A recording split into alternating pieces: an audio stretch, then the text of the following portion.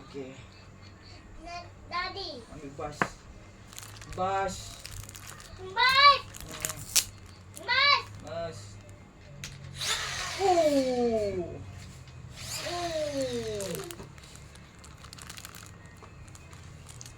Good. Good.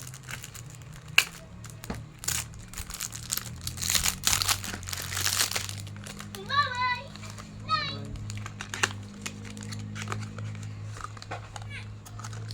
Daddy, hop. Oh. Daddy, hop. Daddy, hop. Oh. Oh. My God. Takut. Sakit.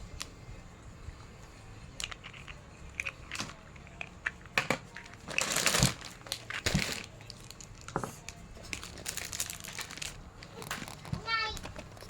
Night, Daddy. Huh?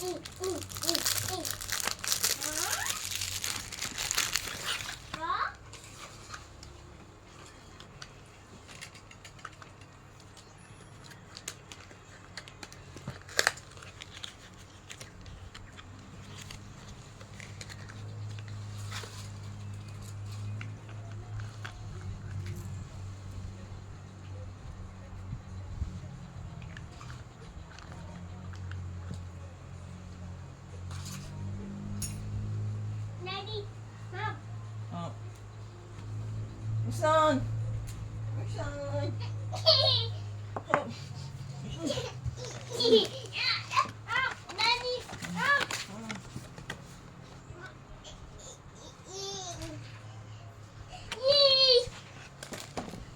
Lepas tu try lah ambil sikit sapu kat tangan. Tengok apa dia. Tapi mak tu kan Nanti kan potong lah video yang bahagian ditajuk tu. Tunjuk macam mana, apa rasa dia. rasa dia sejuk, berangin. Bau dia wangi tak wangi. Dia Nak review. Daddy, wangi, harum. Daddy, hop. Daddy, hop. Macam Umi help. Macam help. Oh okey. Macam ni.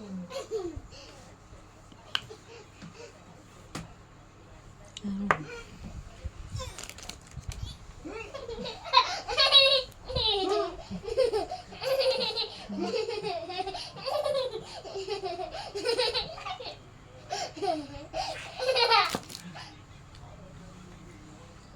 Daddy, Lepas tu cakap lah melekit ke tidak benda tu. Orang paling nak tanya benda tu. Krim malam ni dia cepat meresap. Dia berminyak ke ataupun Dia tak berminyak.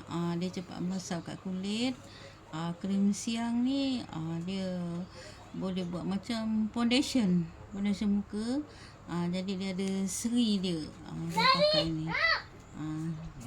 Daddy, Jadi kalau nak ambil air semayang pun dia boleh tanggal lah.